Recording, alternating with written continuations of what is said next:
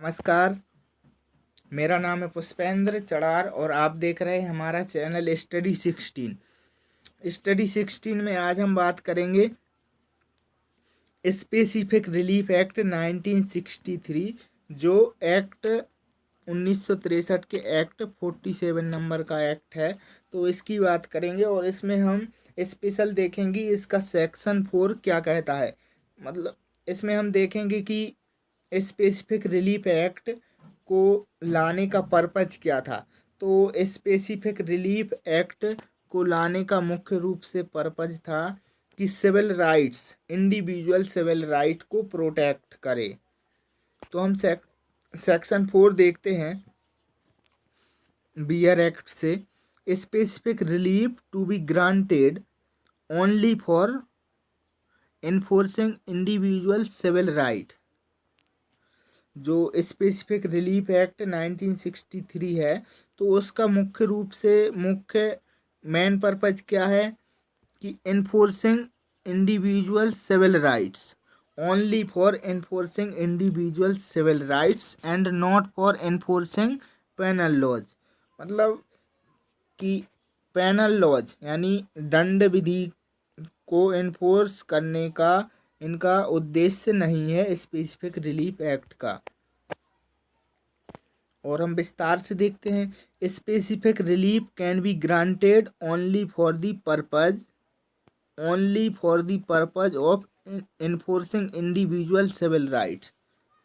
तो जो specific relief act है, तो उसका मुख्य पर्पज क्या है? Only for the purpose of enforcing individual civil right, यानी व्यक्तिगत सिविल अधिकारों को परिवर्तित कराना स्पेसिफिक रिलीफ एक्ट का मुख्य पर्पज है, मेन उद्देश्य है।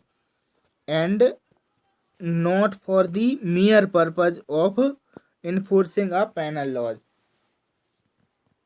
मियर को अंडरलाइन कर लीजिए एक बार फिर से। मियर मतलब एकमात्र, सिर्फ और सिर्फ। Not for the mere purpose of enforcing a penal laws, मतलब जो स्पेसिफिक रिलीफ एक्ट है उसका उद्देश्य यह नहीं है कि वह पेनल लॉज को इन्फोर्स करे। Specific relief act penal laws को इन्फोर्स करे।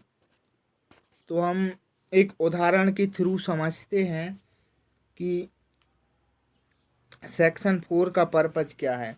तो ए एक व्यक्ति है और बी एक व्यक्ति है।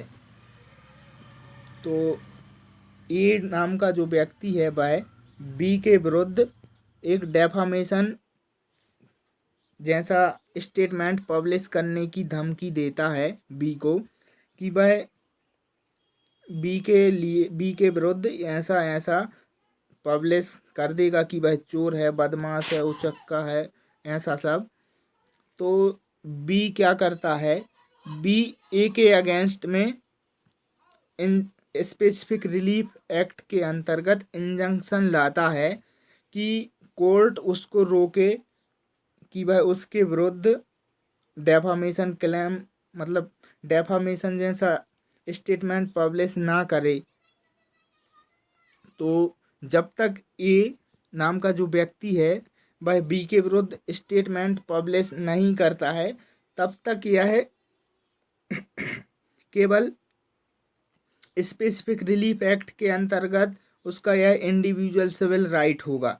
लेकिन यदि उसने ये स्टेटमेंट पब्लिश कर दिया तो वह मानहानि के अंतर्गत आईपीसी में आ जाएगा। और आईपीसी की धारा 499 में मानहानि को डिफाइन किया गया है और डेफामेशन को डिफाइन किया है, और 500 में उसके लिए पनिशमेंट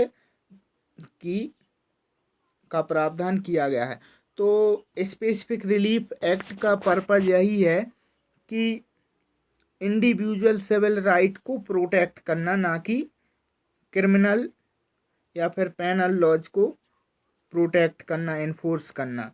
तो अगर हमारा वीडियो अच्छा लगा हो तो आप वीडियो को लाइक कर दीजिए। एंड अभी तक आपने हमारा चैनल सब्सक्राइब नहीं किया है तो चैनल को सब्सक्राइब कर दीजिए, और जिनको ज़रूरत है उनको यह वीडियो शेयर कर दीजिए। धन्यवाद।